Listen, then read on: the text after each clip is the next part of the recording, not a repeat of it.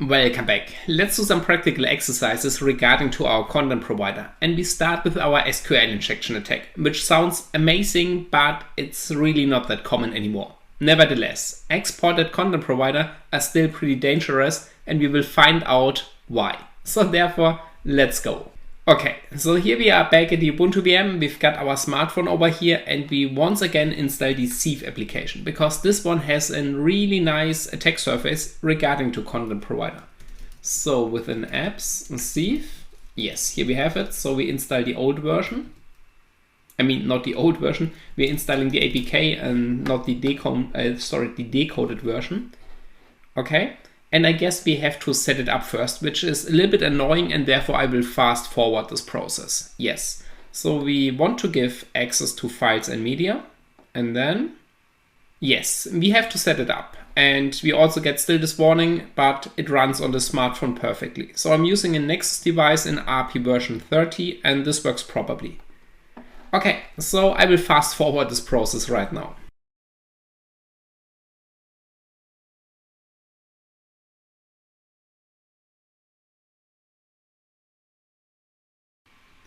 Okay, so here we are back and we have already set up this application. Okay, so we've got the service in there, we've got a password, we've got a PIN and a bunch of other stuff. So therefore, let's have a look how we can exploit this content provider in there. So therefore, we are having a look into the Android manifest. So within the decompiled version, we still got it over here. Here we have the Android manifest XML. Yes, and here we can see we have two content provider, this one and this one. Okay, in this video we will have a look into this content provider, which is simply just a database interaction, and this one over here, this is a file provider, which gives us the possibility to search for path traversal vulnerabilities. All right, we will do this in the next video. For now, we focus on interacting with the database. By looking at this one, we do not know if it's in database or if it's in file provider. So we will have to take a look into the source code to figure this out. But before we do this, let's first discuss this here real quick, because there's a bunch of stuff which is pretty interesting. So therefore, let's get back on the graphic tablet. Okay, so here we have our content provider, this one over here. And we've got the authority name, which is this part. Okay, and then we've got exported true. Amazing. This means this content provider is available from the outside world. We can interact with this one. So that's good to know. Multiprocess will be ignored, and we've got the Android name. So this one over here, this is the class name. It has been defined in here, and this is something we want to check out later on. I mean, we haven't talked about reverse engineering yet, and therefore I will do the reverse engineering approach and provide you the decompiled source code. It's not the original code, I cannot find it anymore online, but it's good enough to perform our reversing tasks. Alrighty? Okay. So we know we've got a DB content provider class, and this is the authority name, which means we've got something like content : / and then com MWR and so on. Okay, and then we've got this part maybe also included over here. And now there's an interesting part, because we also got this line, and this line is now a path permission. So this one is telling us we've got now a database. This is our content provider. I mean, we do not know this right now, but this is something we will figure out in just a moment. So we've got a database. And this database has now different tables. We do not know how many, but we can already see one, because this one over here, this is the, oh, sorry, wrong color. This one. This is now the table, and let's clean this up, the table keys. Okay, to be more exact, the table name can be still different, but this is that's the scheme, the URI, to access the table. Okay, so we've got a table in here that might be keys, or it could be also named completely different, but we can access it via this URI. Okay, but why is this one listed over here separately, and what's about the other tables? Well, this one has been listed separately because we've gotten custom permission for this table. This means if we want to read or write to this table, we need to have this permission. This one and or this one. Depends on the action we want to perform, of course. And those two permissions are defined over here. So now we are dealing with custom permissions, which means the content provider is being exported. So this one over here, this is exported. But the keys table has been locked down. The keys table is being protected by those two permissions. We can include those two permissions in our own application. And if we ask the user nicely, then the user might grant us the permission, and then we can access this anyway from our malicious application. In this part. But we've got this protection level dangerous, therefore the user might get a pop-up. It depends on the Android version and the smartphone we are running. But normally speaking, the user should get a pop-up over here. So there should be some pop-up. Do you want to give access for this app? And the user has to accept it. To be honest, I wouldn't count this as a big deal because the user might easily get those permissions to our application, and then we might be able to access those sensitive data anyway. So therefore, inserting custom permissions with a protection level dangerous, I guess that's not a good deal. At least that's the way I see it right now. If the protection level would be something like signature, then we're talking about something different. So that's a totally different story. This would be perfect. We will talk about signature and the signing process in another topic. So far, it simply just means if we have an application and another application has been signed with the same key, then those two can exchange information easily. But this, of course, excludes other applications. So it always depends on the use case the developer wants to do, or on the data the developer is providing over here. So it always depends on the type of data we are sharing. If those data are critical, for example, if these are our passwords in our password safe, then protection level dangerous might not be sufficient enough. We should go for signature. But if they are being encrypted anyway, then dangerous might be still okay. All right, so it depends on the data itself. Okay, but back to this one over here, which looks like a complete mess. So maybe let's clean this up and summarize it over here real quick. So we've got a database and we've got this authority name. This one, this is our class, which is defining the content provider.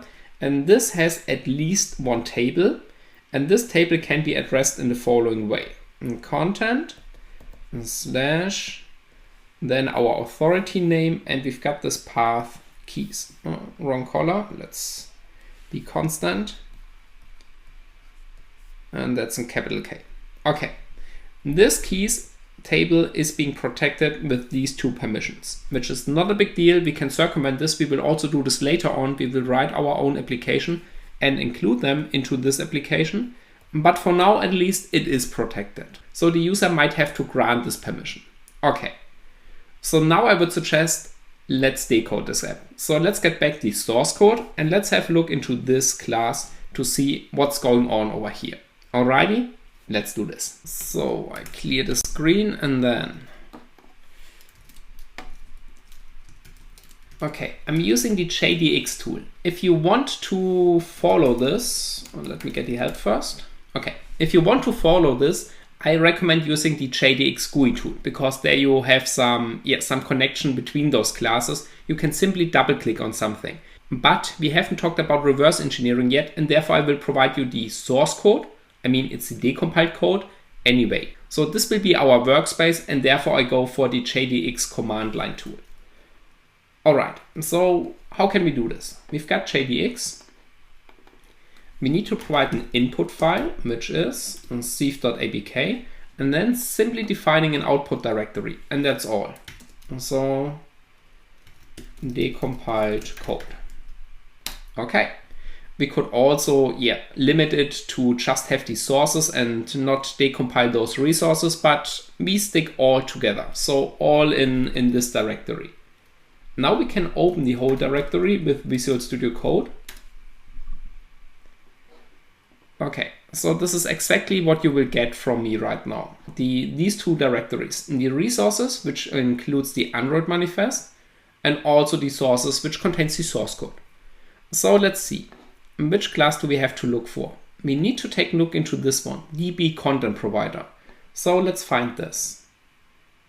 Okay, it's not that hard. There we already have it. All right. Yes, okay, and here we can already see we've got a content scheme. So exactly like we have written it down before. So by using this scheme in exactly this way, with this DB content provider /keys, we are addressing a table. But the table doesn't have to be named exactly like this one. So it could be keys, but it could be also completely different. This is some kind of alias for a certain table. All right? Okay. For now, we do not have to bother too much about this because we will figure out how to deal with this later on if those names doesn't match anymore. Okay, for now we can see we've got one content URI, so one alias for keys, and we've got another table over here, passwords. I mean, once again, it hasn't to be named passwords, but that's the alias name for this one. All right, so at least we're dealing with two tables, and now we already got something interesting. Our content provider is being exported. Keys has been locked down, but passwords is free. So at least we should be able to query this one, this reference, whatever's inside here, and get out these data, which is super amazing, right? If they are interesting, those data. So we will have a look into this one later. Okay, and then we've got a bunch of stuff. I mean, these are references, IDs, who knows? This one over here sounds interesting. We've got a PWD helper. So maybe let's get this a little bit out. Okay. And then we've got a URI matcher. So this matches our URIs from here. Here we can see we've got URI pass. Okay. And then let's see. All right. And then we've got our familiar methods. So on a first view, it looks like a complete mess, but you do not have to bother too much about this. And let me get back the graphic tablet and then I will show you why. All right, so if you still remember the theory part, then we've got our content resolver on the client side, and the content resolver is asking the content provider to provide some access to the data. The content provider is returning back some cursor and also giving access to those methods. So here we've got the method delete, for example. So this is simply just deleting an entry in a table. Beside this, we also got insert. This one over here. So here we can insert a new value into a table. And then we've got query. This is maybe the most interesting part right now, because here we can see we've got now all these 5 parameters. We've got this URI, we've got this projection, we've got selection, selection args, and sort order. So out of these parameters, an SQL syntax will be formed. So we're having something like select. Then we've got our projection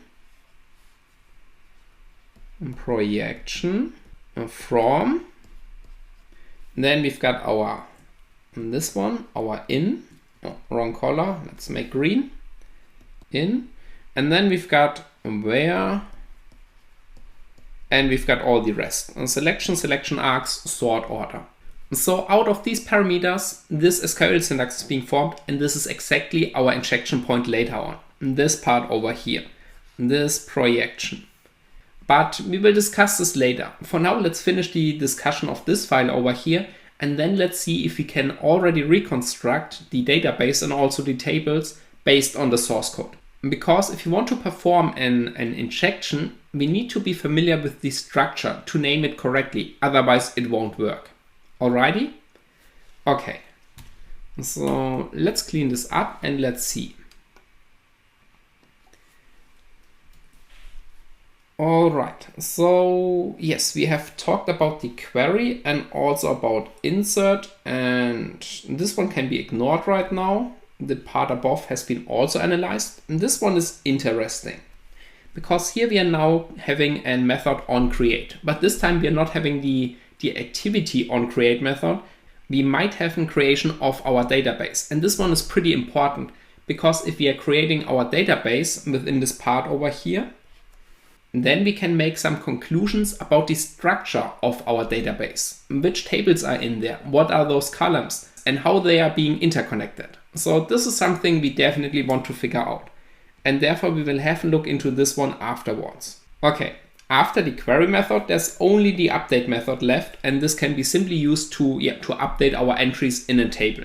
So all of this will be done later. We will play around with insert, delete, and also update statements, and of course our query statement to inject our own SQL syntax into this one. All right. Okay, before we can do this, there's only one task left, and this is this one over here. So therefore, let's figure out what's the structure of this database. Okay, so here we have the PWD helper. Let's see, PWD helper is over here. Okay, and this one, all right, this is defining the database name. So within the data directory, we're having our package name. And in there we're having a directory named db, and this is the file in this directory. So this database will be stored in there.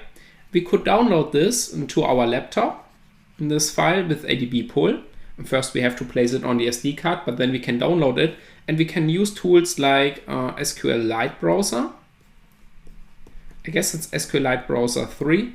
Or simply the command line tool for SQLite. And then we can access and query this database and can find out the structure anyway. But we can also do this over here, because it might not have been initialized completely, or there might not be any value in there. So therefore, let's also do the reversing approach, but nevertheless, feel free to try this one over here out. Okay, so far there's nothing interesting until here. And here, once again, we've got another onCreate method. And this time we've got something PWD, PW table, this way. So we've got PW table, and here we can see SQL create entries. All right, and this one is not being referenced anywhere, so it might be in static field. And therefore, let's have a look into this class over here. And we can find this here. All right, let's open it. Perfect. This is the final structure of our database. So now we've got everything completed. We've got a database file which is named database. I'm not sure anymore. It doesn't really matter.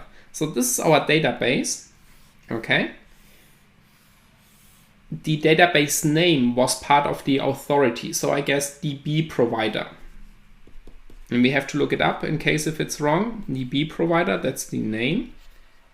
And here we can now see we've got table. Here's the table name, passwords. So we've got a table named passwords. And we also got a table named key. And this one is now interesting. Key.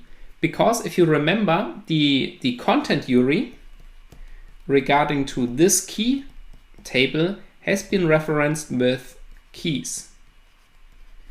So the reference is this content URI keys. This is the way how we access this table within content provider. But if we are using it within an SQL injection, we have to use the correct name of this table name, which is key. So not the content reference, we have to use the correct table name. So this one over here, this is simply just an alias for our content provider to access this table. All right? Okay, let me clean this up. Okay, and now let's see, what entries do we have? We've got email, password, service, username. And for now, we do not know if they are in password or in key. Here we've got password once again.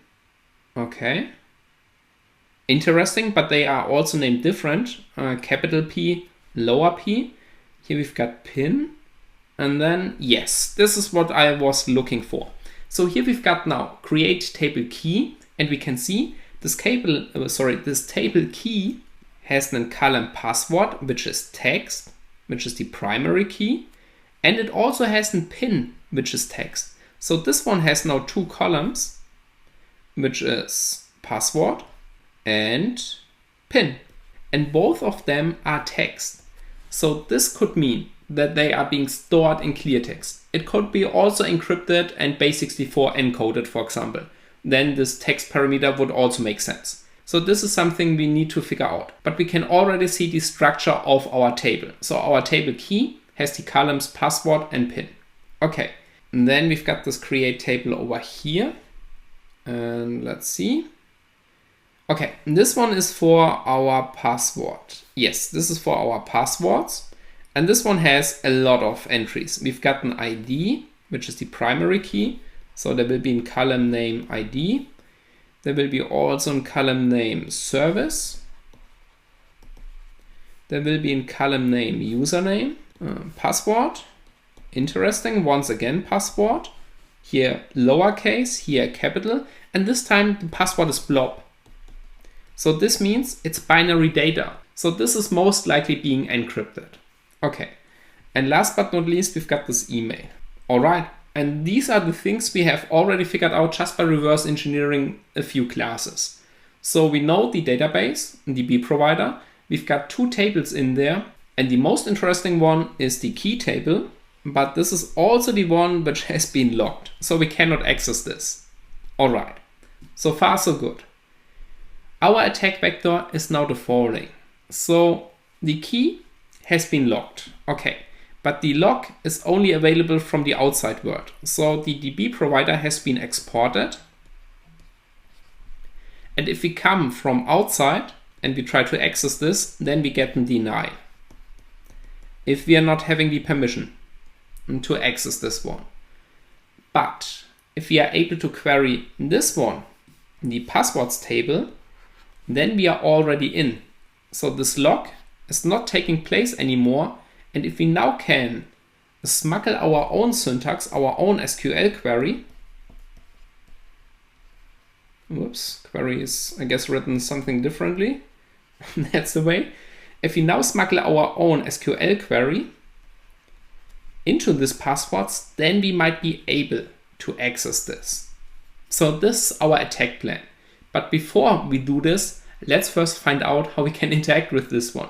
So how can we query those tables? And in this case, the passwords table, because the key table cannot be queried.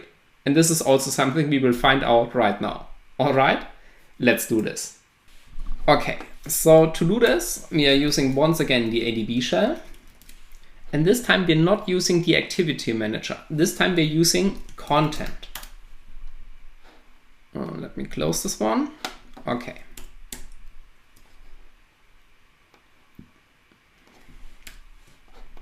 Okay, so on the first view, it looks like a complete mess. Complex parameters, things we do not know right now, what is extra binding and things like this. But we can make this a little bit easier. Those lines over here, if the text starts over here, then we've got a new chapter. So this one is ADB shell content insert. So here we are dealing with inserting new data. Here we can see we've got update. And this one is delete and this one is query. And then we've got content call, content read and some other stuff. The second half can be simply ignored right now because this is regarding to file access, which will be discussed in the next video. There we will find out how path traversal will work. For now, we only focus on the first half of this one, interacting with a database. And now we know we are dealing with a database, at least for our content provider over here, in this one. Where do we have it? Here. This one, this DB content provider. All right? Okay. So maybe let's put this on the right. Let's close this. Okay. Okay, so now's the question, how can we access those tables? So within here, we are now having a database, which is stored in a protected directory, but the access to the database API, to the content provider, is being available because it has been set exported true. So to do this, it's very easy. All we need to do is we need to use content, and then let's see, query.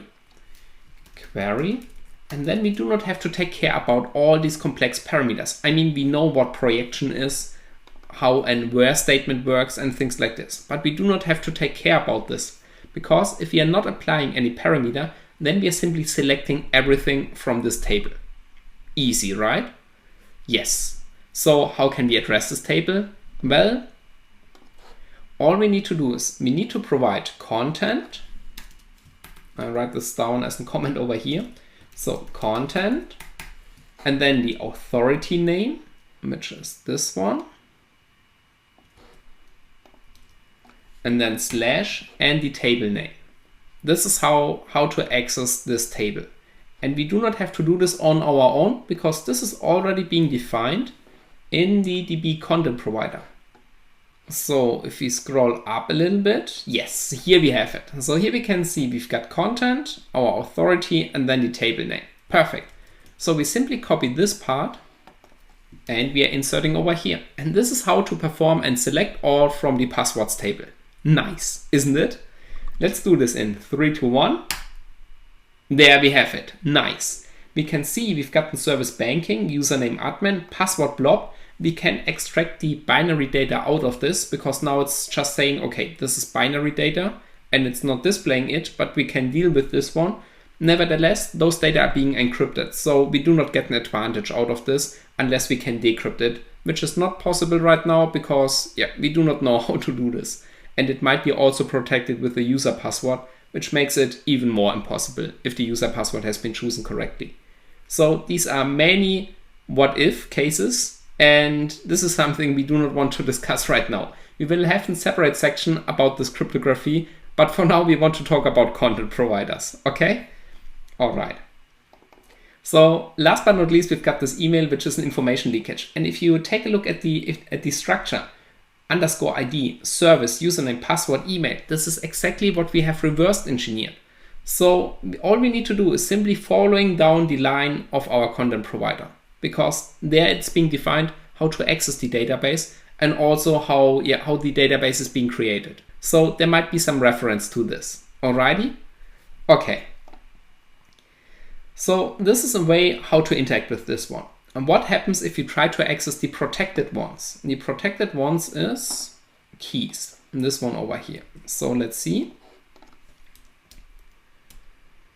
Now we want to query this one.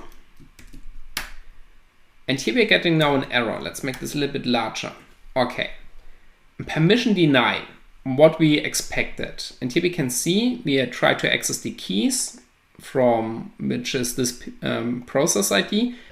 It really doesn't matter. All it matters is we are trying to access this from the user ID 2000, which is our ADB shell. And this one over here. So the ADB shell has not the permission to query this. If you would get root privileges, then of course this is possible. But then it's also not an attack vector anymore, because then we could simply go into the data directory and directly access the database. All right? Okay. So within the ADB shell, we are not having access because our ADB shell does not have those two custom permissions. These two.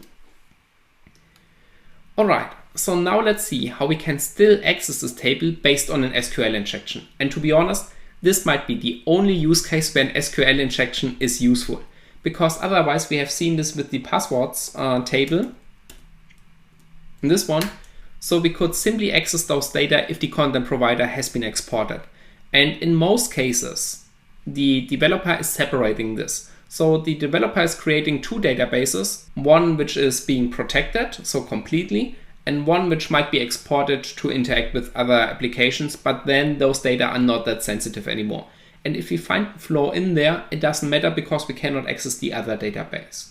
All right? So this is the things we most commonly encounter, but nevertheless, let's talk about this, because if you have this case, then it might be an absolutely nice finding. All right.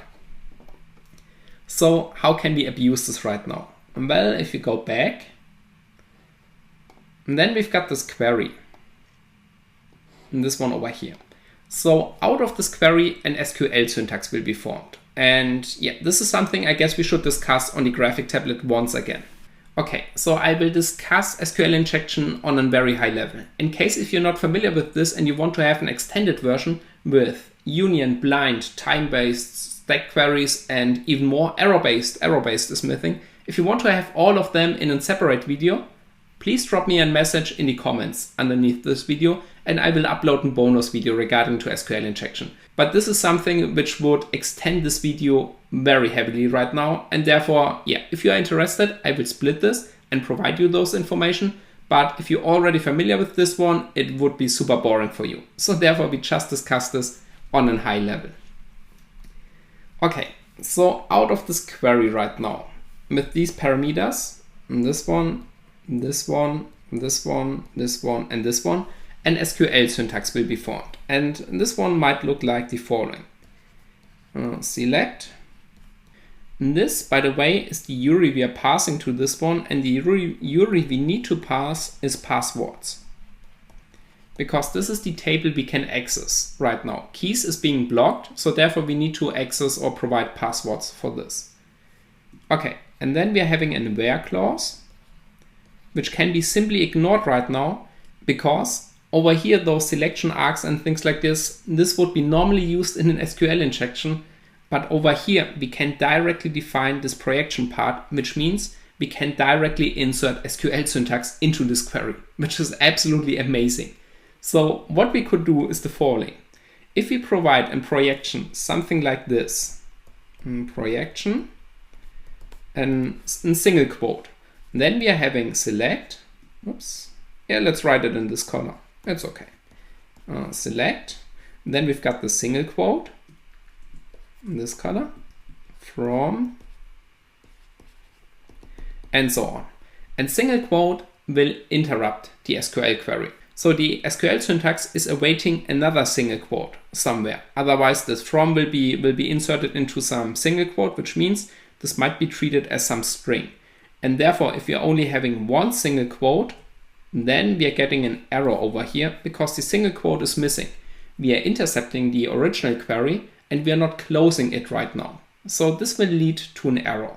Let's find this out. So let's close this. Okay. Let me get this graphic tablet out of the way real quick. All right. So how can we apply this projection?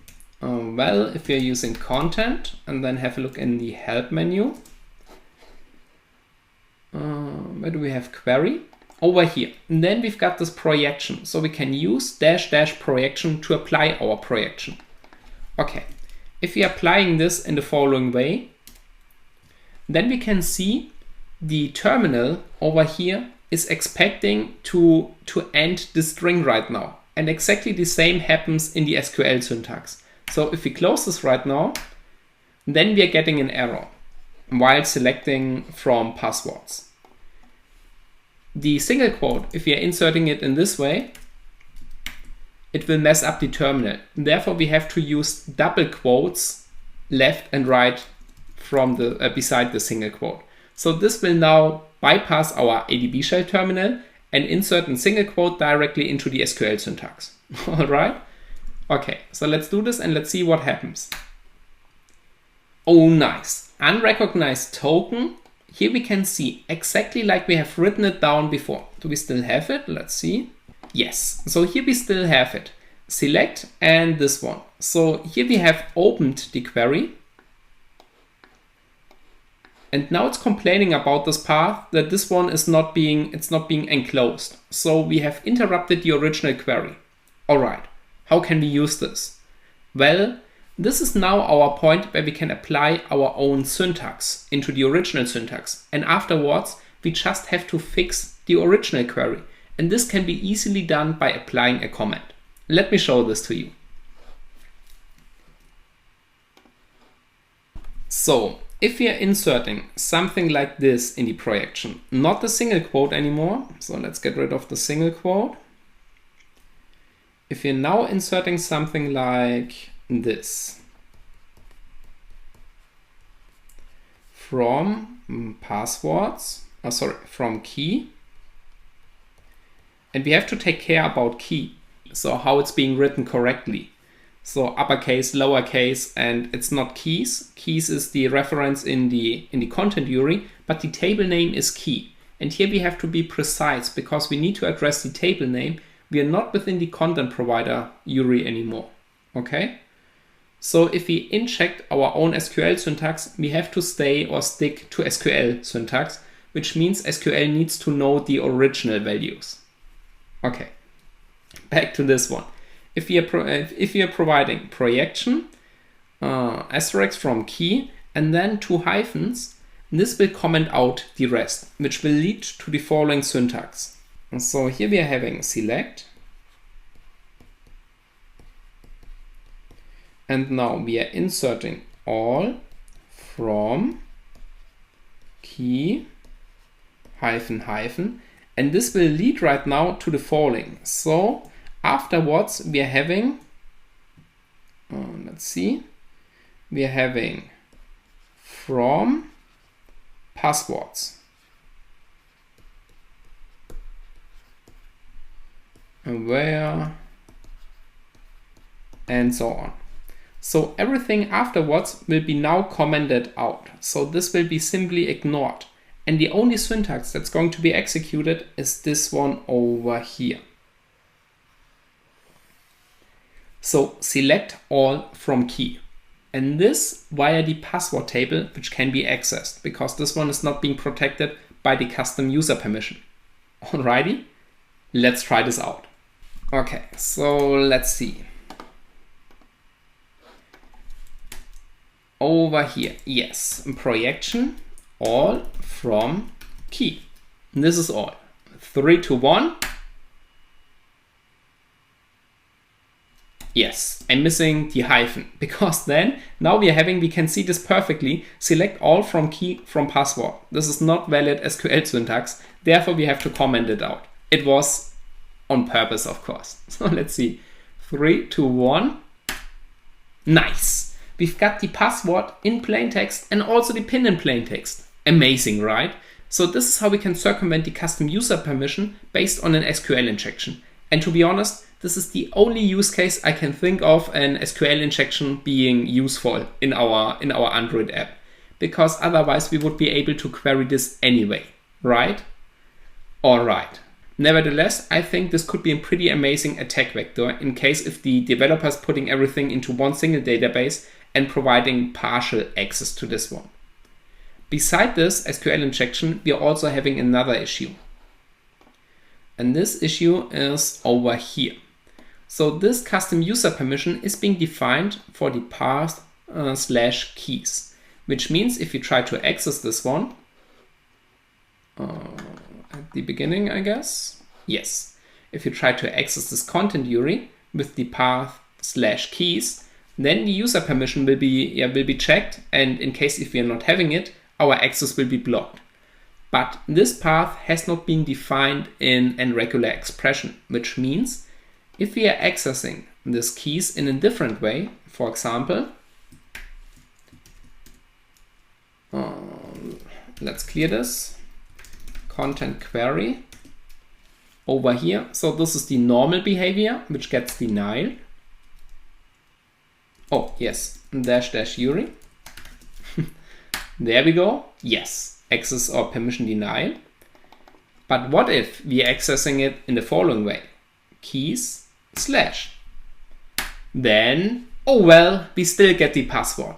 So if the developer is not providing a regular expression, if the developer tries to block the access based on /keys on a hard-coded value, then we might be able to circumvent this. But to be honest, I'm not sure if this is still possible regarding to writing an application like this and uploading it to the Play Store.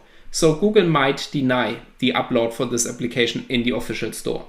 And therefore, I would assume that this doesn't happen often anymore. In case if you think, okay, we can simply use /keys and /keys/ as a path, this still doesn't work because we can apply many slashes at the end over here, and then we can still access this. So the only solution for this one is providing a regular expression and not just checking /keys. We should check /keys and then everything else. All right? Okay, so this is all for the SQL injection part right now. Now let's have a look how we can interact with a content provider. So let's see how we can insert, delete, update, and query we have already seen. Yes, insert, delete, and update certain entries in a database. Because the syntax is a little bit complex, yes, but once you have seen this, it's also included in a cheat sheet, it's not that hard anymore to get back on this with the help menu. All right, so let's see. We've got this table's passwords, this one over here. Okay, so let's see how we can insert new values into this one. So therefore we are using content. So we need to use the help because otherwise this won't be possible. It's a little bit complex, but yeah, we will make this. Okay, here we've got content insert and now we've got -- Yuri. Okay, so we have to provide our passwords table. This user ID, I guess, can be skipped. Yes, we skip this. And now we've got this binding, and this is important. Binds a typed value to a column and is formatted in the following way. Column name, type, and then the column value. So this might look a little bit complex, but if we open the passwords, this one over here, then yeah, let's do this. Okay, we already start with insert for this large table, which is, I guess, the most complex syntax. So don't get frustrated. Afterwards, it would be way easier. All right. So nevertheless, let's do this. So if you want to insert a new entry, let's see, content insert. Okay, then we have to provide the Yuri, which is this one. Yes, I see my typo. Okay. And now we have to use this strange bind. And I guess there's always an example. Yes, here we've got it. So this one over here, name is the column name, type is string, and then we've got the column value, which is new settings. Okay, so if you want to insert a new entry, we have to do it in the following way. Underscore ID, this one cannot be used because this one is the index and its primary key and it will be auto incremented. So this can be skipped.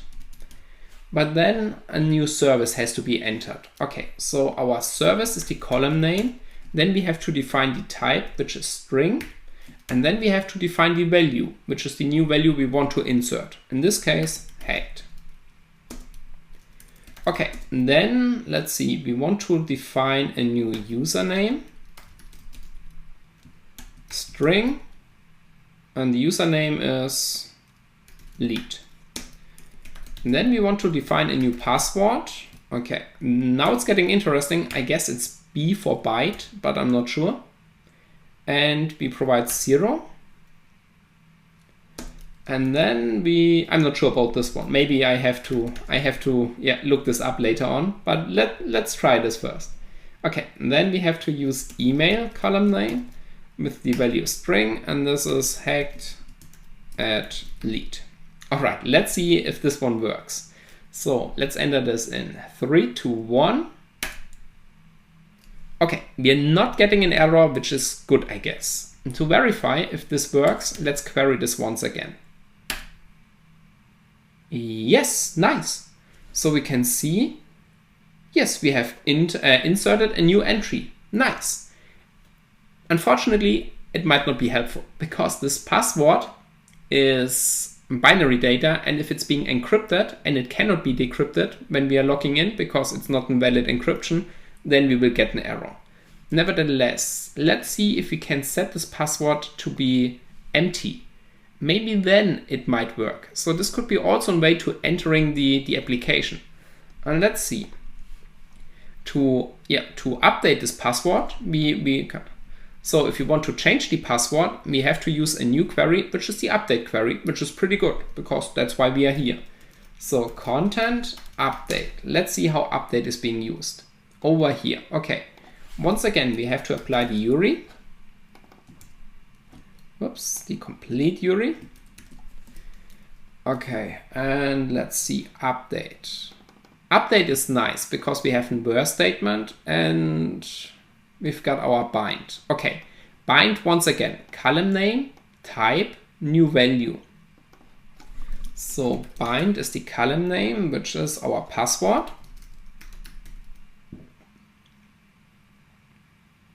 The type is B. And we are not applying any value. I hope this works in this way. So if you're not applying any value, I hope it's null. Okay, and then we have to define which query we want to update, which column. Therefore we have this where statement. And here we have it. Okay, let's copy this. Okay, where, and now password. Oh no, password, this might be too risky. Let's say where ID is equals 2. So this is our row ID2, and now we want to update the password in there with a new byte value, which is nothing. I'm not sure if this works. Let's see. 3 to 1. Okay, no errors. Let's query it once again. Okay. Okay, so it seems to not work, unfortunately. It might be that updating the password in this way, we have to provide a new value. So to figure this out, let's change another thing. So let's change the service, which is in string, and we want to change it in this part. So that's the column name. And now it has the value hacked, and we named it hacked again. And we want to change the service, which has the name hacked already. This one. So let's see. Where service is equals hacked. And so this should definitely work. I'm pretty sure it works in this way. Let's see. Okay, content update 3 to 1. No error, but I mean, we didn't get any error so far. Yes, okay, it is a problem with the password and the byte value because we can see we have changed the name. We can also change the name of the first account, which we do not have access. So service account hacked, where the name. So now we want to change the banking name. All right, let's see. Yes, it has been changed. So let's log in into this application and verify this. So here we have the app, input text, and then I hope it was this password. Let's see.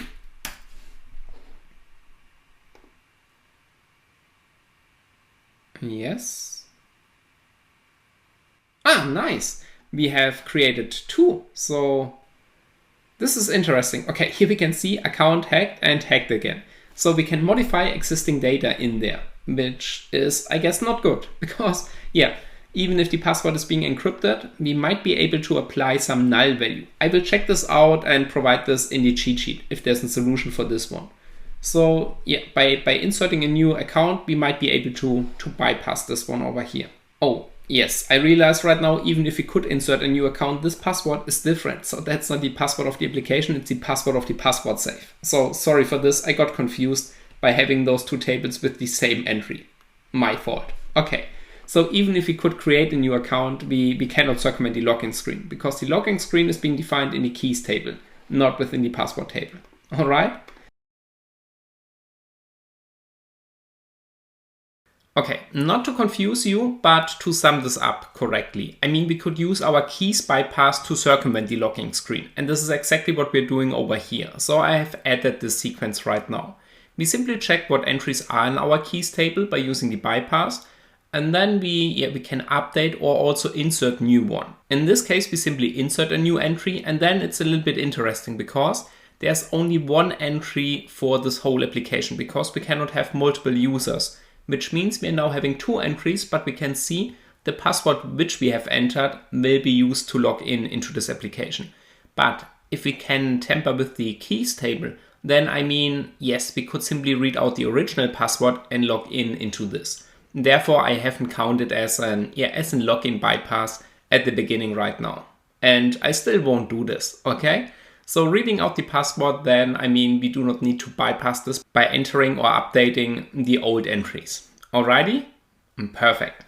Okay, last but not least, we've got this content delete. Where do we have it? This one. Content delete. So how does this work? Okay, we just have to provide the where statement. Okay, this is easy. Let's get back the passwords. Okay, now let's delete, for example, the second entry, this one over here. Content, and then delete URI, then we have to provide this, this URI. And I guess we need to be careful if we hit enter. I'm not sure if you delete everything in there, could be possible. Now let's see where. So content delete where, and then we simply copy paste this one.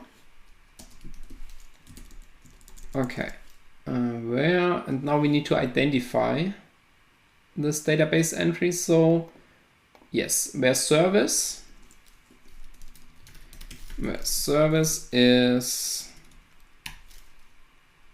hacked again. Okay, it should disappear, I guess. Maybe we have to refresh this view. So if you go into settings maybe and back. Yes, here we can see it has been deleted. All right. I guess I misclicked. Yes, I guess I misclicked. So we have seen how SQL injection works with content providers. We have seen how we can insert, update, and delete entries. And we have also seen that we should provide a regular expression over here. What we have not seen is I'll be using this part right now. And I guess, yes, let's do this in a very quick bonus video afterwards. So there we will write an own application which grants the permission over here and then simply access those keys. All right? Okay, in case of any questions, feel free to drop some comments underneath this video. And otherwise, I'm looking forward to see you in the second part of this video where we exploit this with our own malicious application. So, see you there.